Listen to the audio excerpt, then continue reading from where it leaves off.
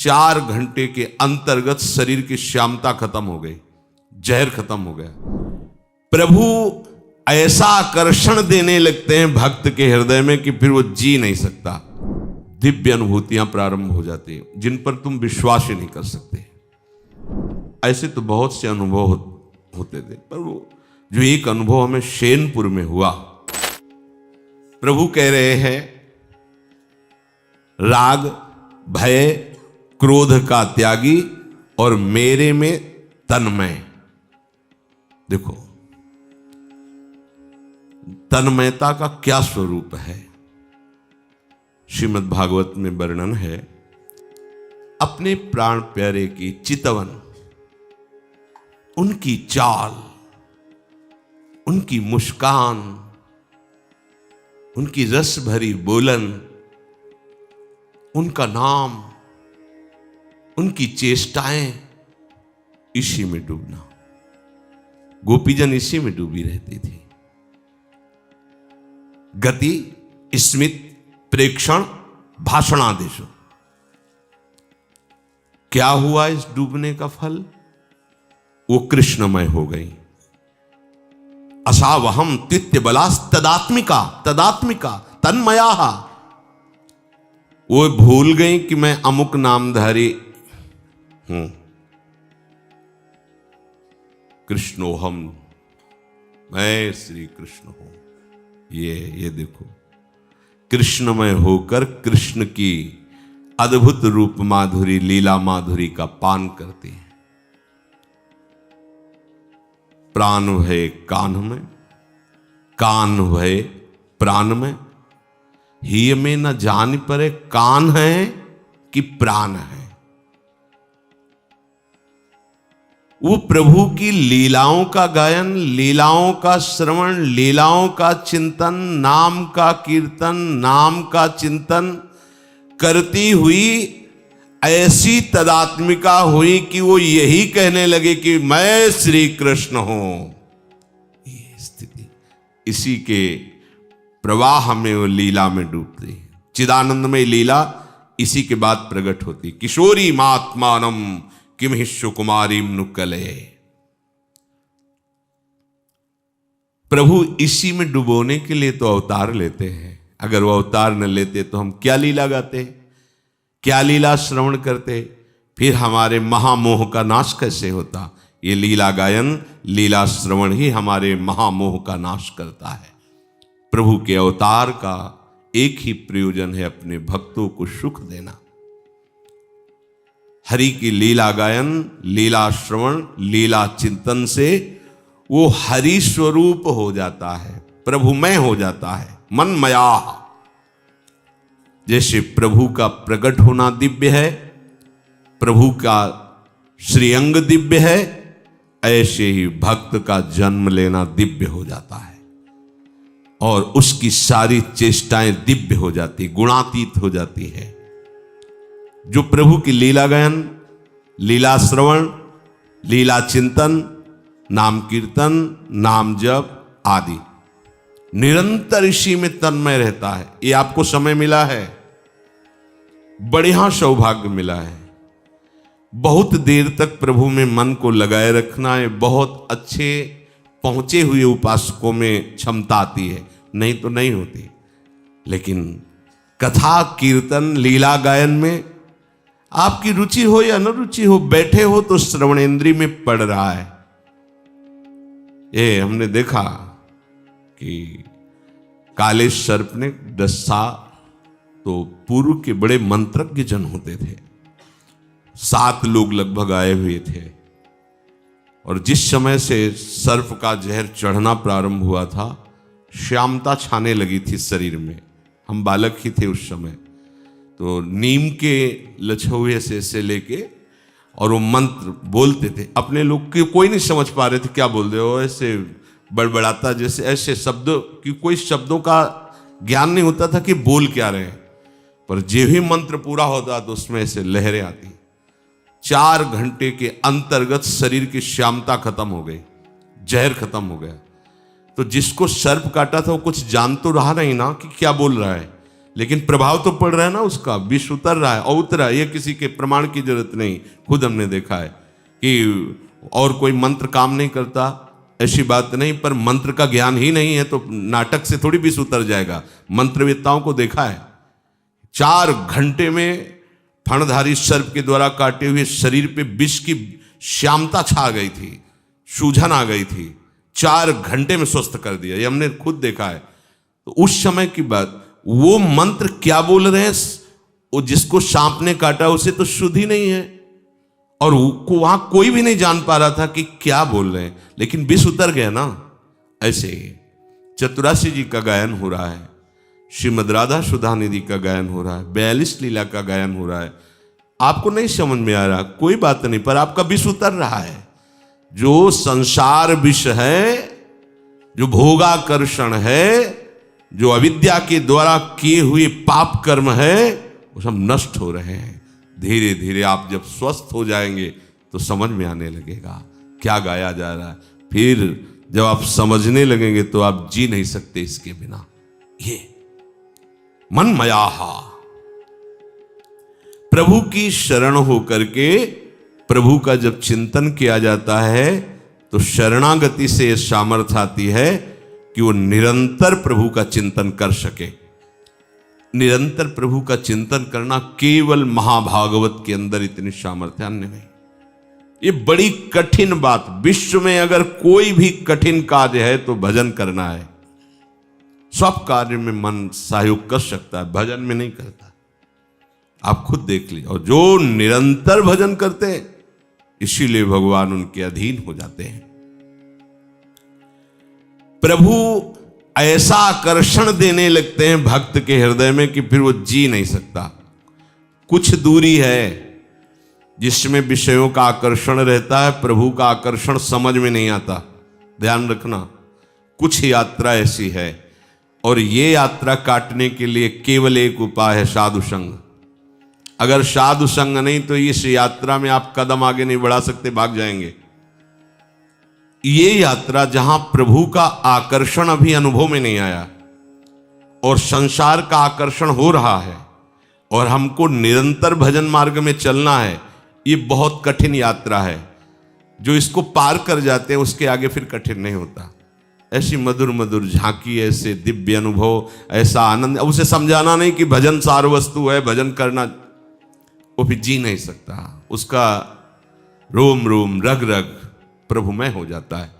पर वहां तक पहुंचने के लिए जो अत्यंत आवश्यक विषय है वो साधु समागम, सत्संग एक बहुत बड़ा अमृत है जो बड़े भाग्यशालियों को पीने को मिलता है। यही सत्संग हमें नवीन उत्साह पैदा करता है। भगवदानंद का अनुभव नहीं हो रहा, विषय आकर्षण बहुत जोर का है, आग लगी हुई है, उसको ऐसा लगता है, कहते हैं नाम में रस है, रूप में रस है, लीला में रस है, धाम पूरी चतुरासी जी कई बार गा रहा हूं, सब कुछ कर रहा हूं, लेकिन हृदय वही विषय आकर्षण से कोई आनंद नहीं। तो ये अनुभव की बात कह रहा हूं, इसलिए ये कहीं लिखी बात नहीं कह रहा कि इतना मार्ग सूखा रहता है, वो यहां की बात कह रहा हूं, छाती की बात कह रहा हूं कि कुछ दूरी की यात्रा को केवल मानकर चला जाता है, गुरुदेव की आज्ञा मान करके, और उसमें जो विषय आकर्षण होता है उनको मान करके हम उसका त्याग करते हैं, कोई आनंद बस नहीं त्याग कर रहे हैं। और वो मार्ग केवल उनकी अंगुली पकड़ के ही हम चल सकते हैं, अन्यथा नहीं चल सकते।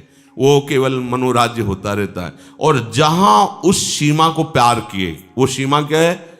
अपनापन देह भोगों में, संबंधियों में। जहां ये अपनापन प्रभु की तरफ लगा तो प्रभु उसके हृदय में आकर्षण पैदा करने लगते हैं, दिव्य अनुभूतियां प्रारंभ हो जाती हैं जिन पर तुम विश्वास ही नहीं कर सकते। सबसे पहले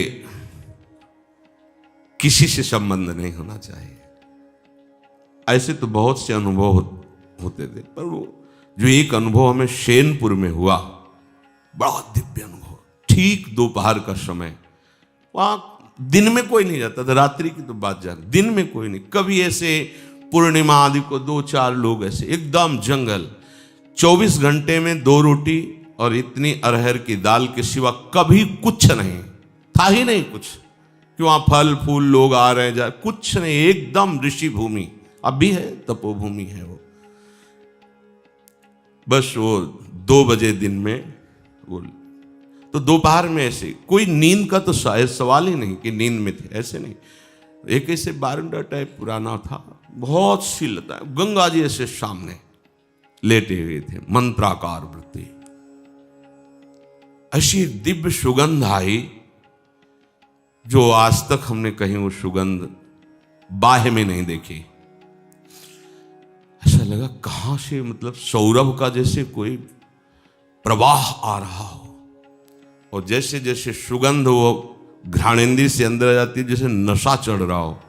थोड़ी देर में जड़ता शरीर में आ गई, हिल नहीं सकते, एकदम जड़ शरीर, एकदम आंख खुली हुई है, पूरी चेतना है, ऐसे भी नहीं कर सकते, बिल्कुल सीधे लेटे हुए। और ऐसे लेटे लेटे गंगा जी के दर्शन हो रहे थे।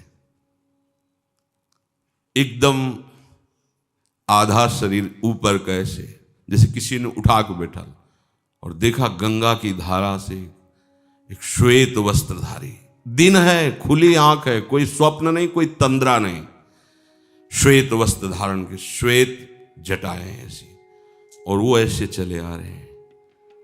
देख रहे आए और गोद में से सर रखा, ऐसे ऐसे कर रहे, मस्तक को इतनी हम का इन्हीं के अंग से सौरभ, और कुछ बोले थे। वो जीवन का पहला दिव्य प्रगट में ऐसे, तो स्वप्न में ऐसे, प्रगट में ऐसे ऐसे कुछ कहा, कुछ बोले, इसके बाद सीधे ऐसे, और गंगा ऐसा पार आनंद कि वो बताया नहीं जा सकता। ऐसा जब आप उस सीमा को पार कर जाएंगे जहां कहीं किसी से अपनापन नहीं, शरीर से भी नहीं, वहां सैकड़ों बिच्छी ऐसे घूमती थी जैसे काले चींटे घूमते ना, भूरे काले चींटे, ऐसे बिच्छियां घूमती थी, बिच्छखा पर सांप, कई तरह, जंगल पुराना, गंगा जी का एकदम किनारा ना, कभी भी कुछ भी हो सकता है वहां। और दो ही लोग, इधर हम लेटे थे, एक पंजीरी बाबा थे, वो दूर एक उनकी कुटिया थी, उसमें वो लेटे रहते, वृद्ध थे वो, पर बड़े तपस्वी थे, वहां कोई और टिक नहीं सकता था। अनुभव, अपनापन जब तक शरीर से, तब तक दिव्यता का अनुभव नहीं। हम बहुत अंदर लालायित रहे कि इनसे पूछे आपको का परिचय पे, हिम्मत, मतलब वो एकदम ऐसी जड़ता भाव थी कि हिम्मत ही नहीं पड़ रही थी पूछे। बाद में पता चला, वर्षों बाद में पता चला कि अमुक अमुक महापुरुष प्रकट होकर के बताए। भगवान आकर्षण पैदा करने लगते हैं, भगवान आकर्षण पैदा करने। उसी के बाद फिर भाई जी महाराज राधा बाबा का दर्शन ऑफिस में हुआ, नेतृक साहब ने ऑफिस प्रकट है, ऐसे भाई जी करके, ऐसे क्या जानना चाहते हो, ऐसे चश्मा ऐसे कर, और पूज्य राधा बाबा बगल में बैठे हैं। उसे ही प्रश्न किया था, श्री कृष्ण की प्राप्ति कैसे होगी? ऐसे देखे और बोले, जब श्री कृष्ण बन जाओगे तो श्री कृष्ण की प्राप्ति हो जाएगी। उस समय सही समझ में नहीं आ रहा था, और उन्हीं की कृपा, जैसे ये कवा प्रभु का, तो बोले मनमयाहा तदात्मिकाहा तन्मयाहा, ये में न जान परे कान है कि प्राण है। जब कृष्णमय हो जाओगे तभी कृष्ण का साक्षात्कार होगा। फिर तो झड़ी लग जाती है अनुभवों की। वृंदावन तो चमत्कार का समुद्र है, फिर किसी को समझाने की जरूरत नहीं थी कि भजन करो, भजन आनंद प्रदान, ये सब बहुत, फिर वो तो नशेबाज हो जाता है। प्रभु के नाम का नशा, प्रभु की लीला का नशा। देखो, नशा कहने में लगेगा कि कैसी बात, आशा बसन व्यसन, व्यसन में नशा, व्यसन याति नहीं रघुपति चरित होए तहाँ सुनहि। यही आशा है, यही उनका जीवन है, और यही उनका नशा है। क्या जहाँ भगवत चरित्र हो रहे वहां जाकर उनको सुनना या भगवत चरित्र गायन करना। जो शरीर को अपना मानता है तो उसकी प्रकृति की सन्मुखता होती है, परमात्मा की नहीं, प्रकृति की तरफ। और प्रकृति नाशवान है, प्रतिक्षण परिवर्तनशील है, और दुख आदि नाना प्रकार के द्वंद्वों को प्रकट करने वाली है। दुख योनया, यहीं से दुख प्रकट होते हैं। जब तक हम प्रभु की तरफ सन्मुख नहीं होंगे तब तक हमारी जो आनंद वृत्ति है, स्वाभाविक चेतन अमल सहज सुख राशि जो हमारी आनंद वृत्ति है, वो ढकी रहेगी, उसमें पर्दा पड़ा रहेगा। तो जो सबसे पहली बात प्रभु को अपना मानता है और अपने हृदय में ये बात बैठा लेता है कि प्रभु के नाम में सुख है, प्रभु के रूप में सुख है, प्रभु की लीला गायन लीला श्रवण में सुख है, और जहां लीलाएं नित्य नवीन रूप धारण करके प्रकाशित होती रहती, वो धाम सुख सिंधु है। भले हमें अनुभव नहीं हो रहा, पर ये नाम रूप लीला धाम ये सत्य है और यही सुखमय है, और प्रभु हमारे हैं। ये शरीर, शरीर के भोग, शरीर संबंधी ये हमारे नहीं है, ऐसा आपके मन में भी हो और तन में भी, आचरण में भी होना चाहिए। तभी आप प्रभु को जान पाए। जैसे आप इसके विपरीत चलेंगे तो आपको यह अनुभव होगा कि भगवान पक्षपाती है। देखो वो कैसा करता फिर भी सुखी है और हम दुखी हैं। प्रभु की हमारे ऊपर कृपा नहीं, प्रभु हमको प्यार नहीं करते, ऐसा अनुभव होगा आपको, क्योंकि आप विमुख हैं। सन्मुख होइए, फिर आप देखिए रोते बनेगा, क्योंकि वो प्यार समुद्र है। प्रीत की रीति रंगीलो ही जाने। बड़ा करुणामय हृदय है प्रभु को, बहुत करुणामय। आप अपनी बुद्धि से जान ही नहीं सकते हैं कि वो कितने करुणा समुद्र हैं। जब तक प्रभु को अपना नहीं मानेंगे तब तक निष्कामता नहीं आ सकती। ध्यान दीजिएगा, शरीर को अपना मानकर कोई कभी भी कहीं भी निष्काम नहीं हो सकता। फिर सुन लीजिए, शरीर को अपना मानने का तात्पर्य है भोगों में सुख बुद्धि और शरीर संबंधियों में ममता, क्योंकि यही मूल है। जो शरीर को अपना मानता है तो मानो भोगों में उसकी सुख बुद्धि है और शरीर संबंधियों में ममता है, कभी नहीं जान पाएगा। प्रभु कितना प्यार करते हैं ये जान ही नहीं पाएगा, प्रभु क्या है ये नहीं जान पाएगा। भगवान ने कृपा करी, आपको ऐसा सुंदर सुयोग प्रदान किया है भगवत प्राप्ति का, जो अत्यंत दुर्लभ है। पूज्य श्री बाबा पंडित गया प्रसाद जी महाराज कहते, यदि प्रभु ने आपको भजन करने का संयोग बैठाल दिया है, समय दे दिया है, तो अब इनसे कुछ मत मांगना, क्योंकि इससे बढ़कर इनके पास कुछ देने के लिए है ही नहीं। आपको सब कुछ दे दिया, अब ये आप थोड़ी जान पाएंगे। पूज्य बाबा वैराग्य की मूर्ति और अद्भुत विद्वान, ज्ञान की मूर्ति और अद्भुत महान भागवत भक्ति का मूर्तिमान स्वरूप, ब्रज में तो चलते फिरते गिरिराज जी कहे जाते थे पंडित गया प्रसाद जी महाराज। वो अनुभव कर रहे हैं कैसा अद्भुत प्यार प्रभु का, जो उन्होंने अपनी त्रिगुणात्मिका माया से हटा करके हमको भगवत भजन के मार्ग में लाए और भजन का समय दे दिया। ये बड़ी दुर्लभ वस्तु दे दी भगवान ने। पर देखो, शरीर को अपना मानने वाले, भोगों में सुख बुद्धि रखने वाले और शरीर संबंधियों में ममता रखने वाले इसका महत्व ही नहीं रखते। जो सर्वोपरि वस्तु, बड़ी दुर्लभ बात भगवान ने दे दी, ये महात्मा जन अनुभव किए कि इससे बढ़कर अब उनके पास कुछ देने को नहीं है। तुम्हें मनुष्य शरीर दिया, साधु समागम मिला, परमार्थ का मार्ग मिल गया, भजन करने का समय दे दिया, इससे बढ़कर अब भगवान के पास कुछ देने को नहीं है। लेकिन भगवद विमुखता होने के कारण ना हम मनुष्य जन्म का आदर कर पाए, ना हम गुरुदेव का आदर कर पाए, नामदाता मंत्रदाता भगवत मार्ग में पुष्ट करने वाले, और ना हम भगवत मार्ग का आदर कर पाए, क्योंकि शरीर में अपनापन, भोगों में सुख बुद्धि और शरीर संबंधियों में ममता। तो वहीं खड़ा हो गया और रो के कहने लगा, कुछ नहीं है परमार्थ में, कहीं प्यार नहीं मिला। कैसे अनुभव करोगे? सिद्धांत को समझो। जब तुम्हारा कोई अपना न रहे प्रभु के सिवा, तो आप रो रो करके कहोगे कि ऐसा करुणामय, ऐसा स्वभाव, ऐसा प्रभाव किसी का नहीं, जैसा हमें प्यार प्रभु ने दिया ऐसा किसी। जो अपने माने हुए संपूर्णता को, अपना शरीर, अपनी सामग्री, अपने संबंधी, जहां जहां अपना है, वो सब प्रभु के चरणों में समर्पित कर देता है। और प्रभु के सिवा न मेरा कोई बल है, न मेरा कोई अपना है, बस प्रभु ही प्रभु है।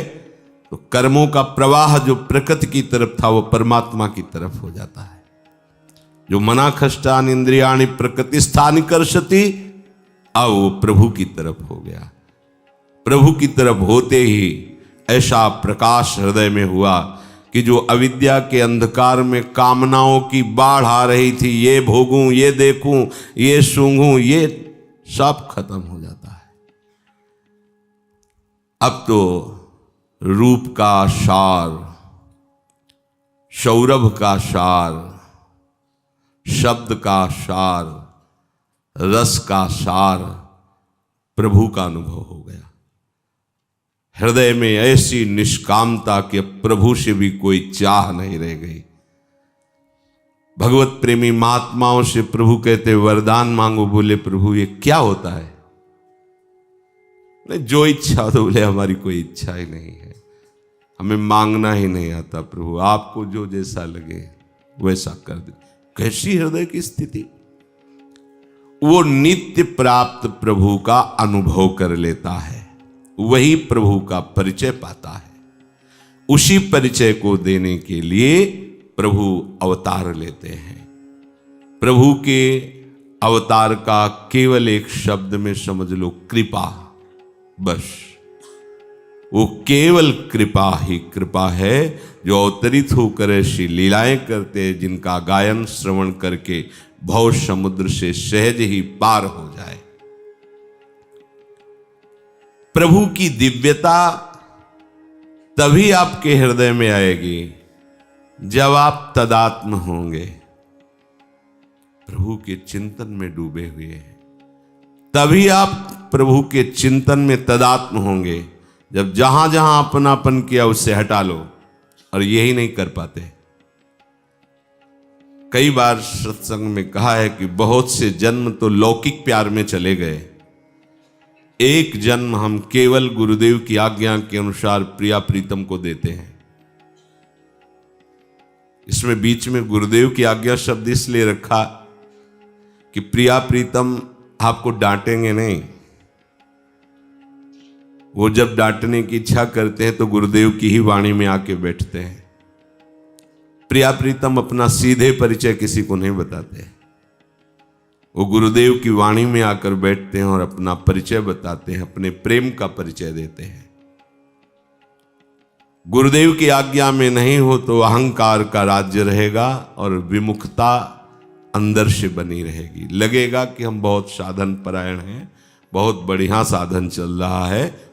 अगर आपको ऐसा अनुभव हो रहा है तो आपका अहम है, वो अहम। जब तक अहम है तब तक भगवत राज्य की दिव्यता में आपका प्रवेश नहीं होगा।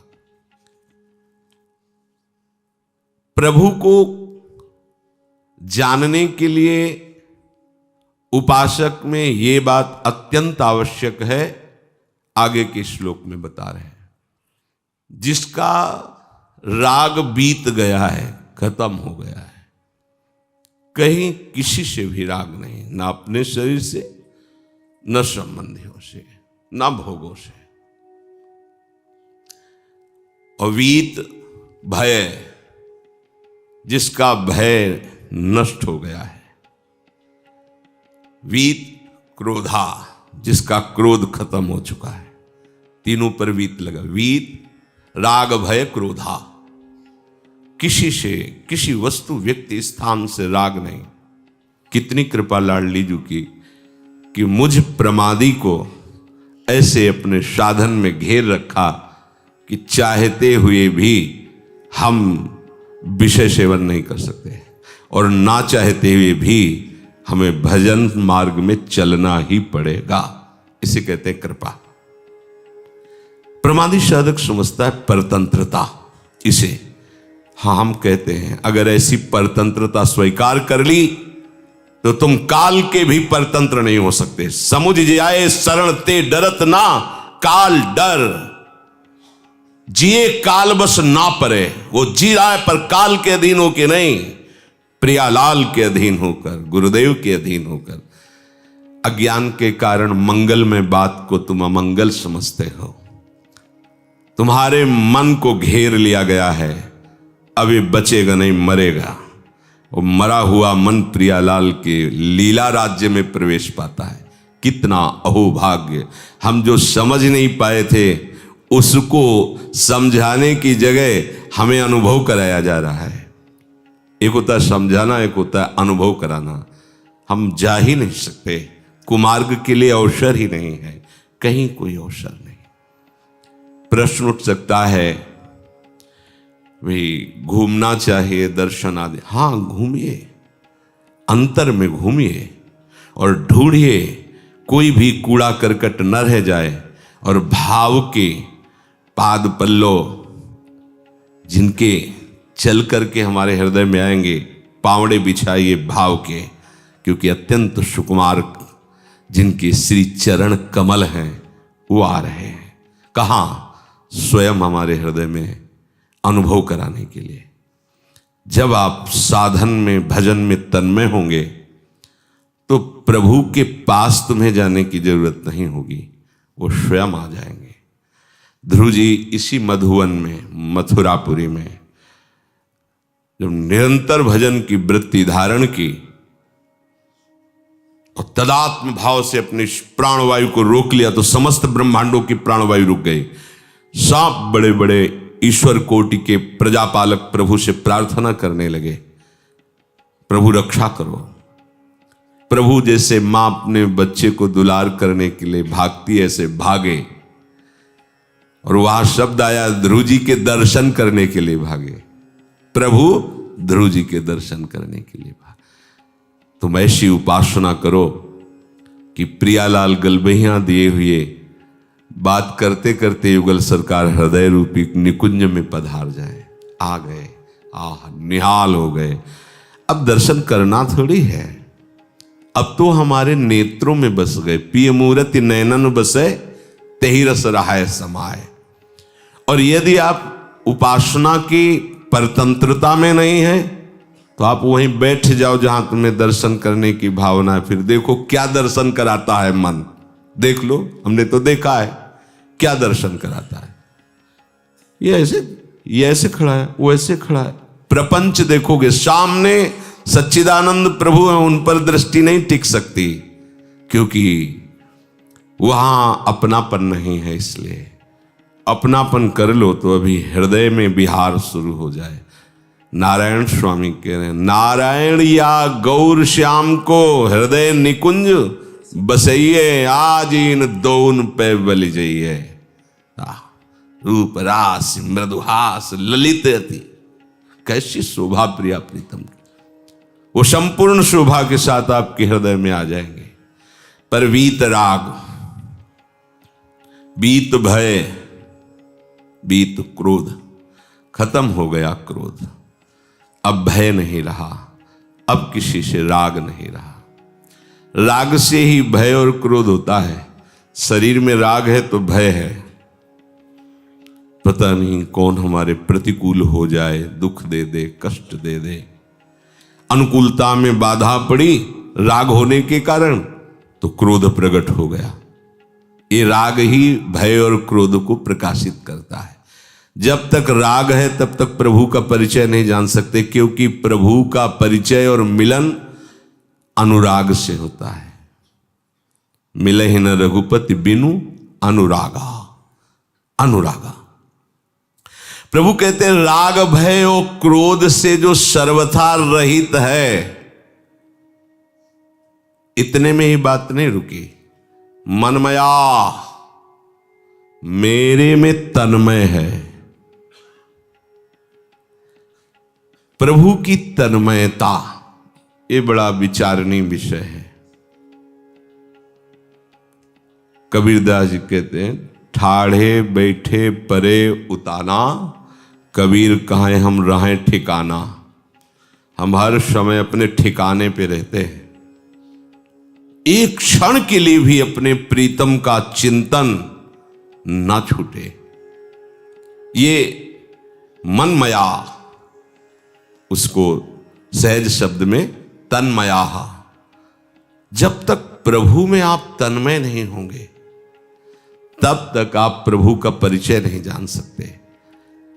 तो प्रभु की तन्मयता में यही बाधा पहुंचाते हैं जो पहले वर्णन किए गए, राग, भय और क्रोध। ये हर समय हमें शरीर संसार का चिंतन कराते हैं। देखो, अंदर झांक के देखो, या तो किसी व्यक्ति का रागात्मक चिंतन हो रहा होगा या द्वेषात्मक चिंतन हो रहा होगा या भयावह किसी वस्तु का, किसी घटना का, दो में ही विचरण करता रहता मन, राग में या द्वेष में। और उपासक का मन द्वंद्व में नहीं रहता, वो द्वंद्वातीत होता है, द्वंद्व विमुक्ता, वो प्रभु में रहता है।